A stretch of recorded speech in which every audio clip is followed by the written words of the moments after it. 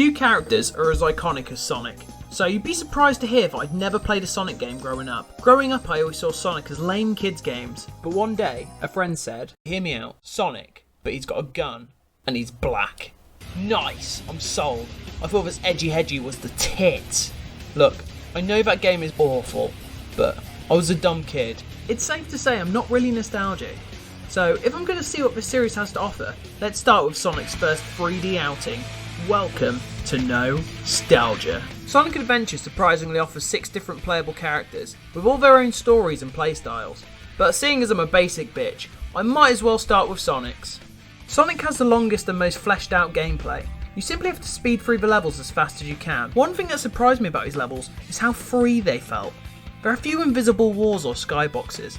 I was constantly messing around looking for different routes through the level. If you can see something, there's a good chance that you can get there, and you're usually rewarded for your ingenuity. Most of these were ridiculously fun to blast through. In fact, I wish there were even more Sonic levels. Some of Sonic levels weren't so much. Why I enjoyed Speed Highway is because you're constantly moving. There are obstacles that cause you to slow down, but it doesn't outright kill the pace. In a level like Ancient Ruins, it's so slow and annoying, which I found a pain to slog through.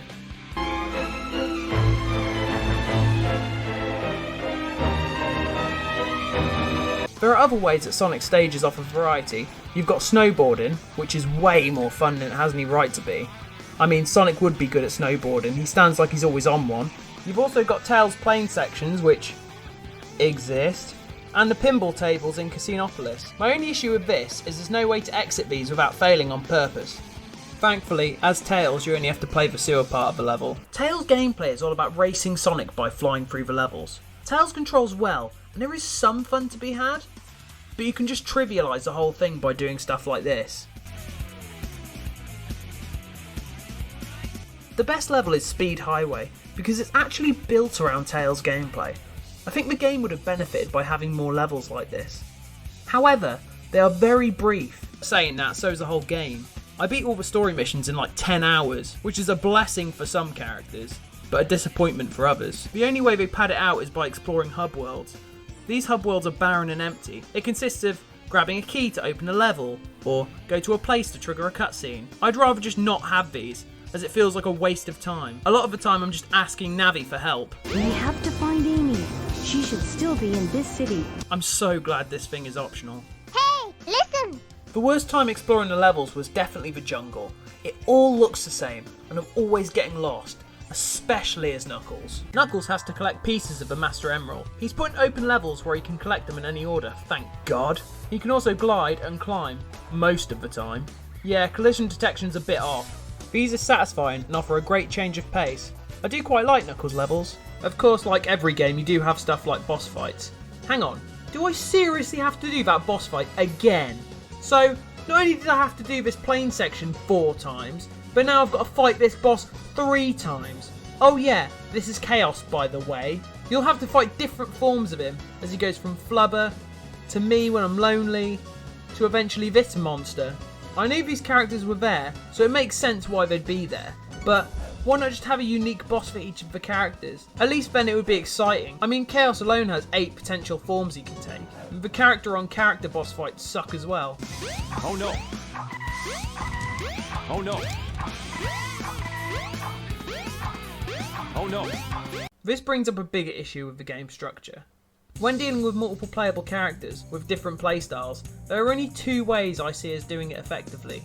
Either have more self-contained adventures, or one long narrative, where you switch between them whenever the story demands it. This game tries to do both, and it doesn't do either very well. A lot of the time you see the same stuff you've already seen from a different perspective. This is just repetitive and boring.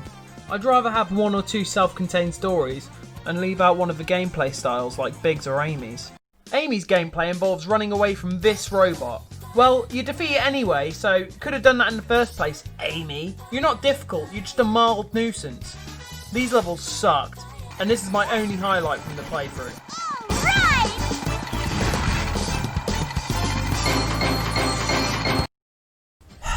I miss Shadow the Hedgehog. I want to shoot something. Oh yeah, you also play as the Sonic equivalent of a Goomba. Right, Gamma, here we go. Oh, Is that seriously it? Yeah, these levels are way too short. Which is a shame because these levels are actually solid. They perpetuate the same fast gameplay that made Sonic so fun, which is one of the game's strengths. It's when the game slows down it starts to fail. Gamma has to speed through the levels and save his friends. I think his story is probably the most coherent.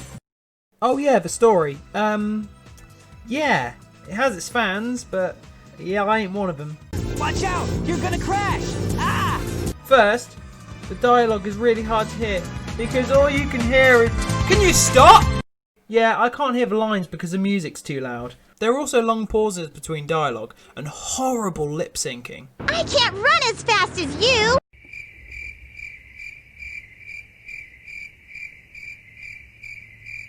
Ah, look! Am I the only one who realised how dumb these characters are? Knuckles, did you let him trick you again? Damn it, Knuckles! Oh, no, you don't! Oh, jeez! Damn it, Sonic! Aha! Oh, no! Damn it, Tails! Oh no, he's got my little bunny.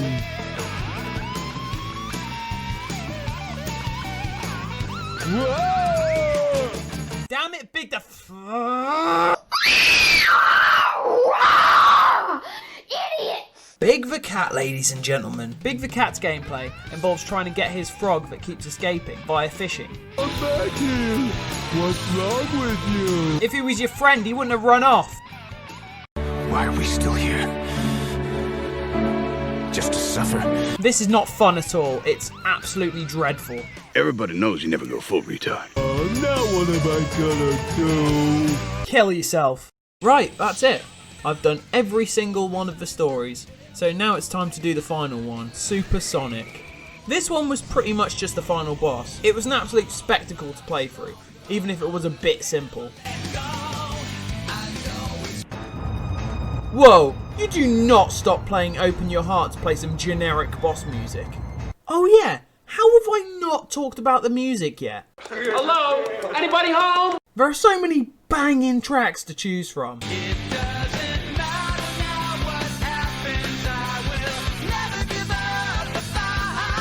Is it good music? I'm not sure. I mean, I'm not going to pretend like Unknown from Me is high art. Here I come, rougher than the rest of them, the best of them, tougher than leather. You can call me Knuckles. Unlike Sonic, I don't chuckle. I'd rather flex my muscles. Regardless of that though, I do absolutely love the music in this game. It's hard to truly piece together my feelings about Sonic Adventure. I've had fun, but I'm unsure if I can recommend it. All I can say is that if you're a Sonic fan, go for it. If you're not, don't waste your time. This game won't change your mind. I look forward to exploring the rest of the series, and I'd like to thank my fiance for getting me into them, but I am definitely in need of a break.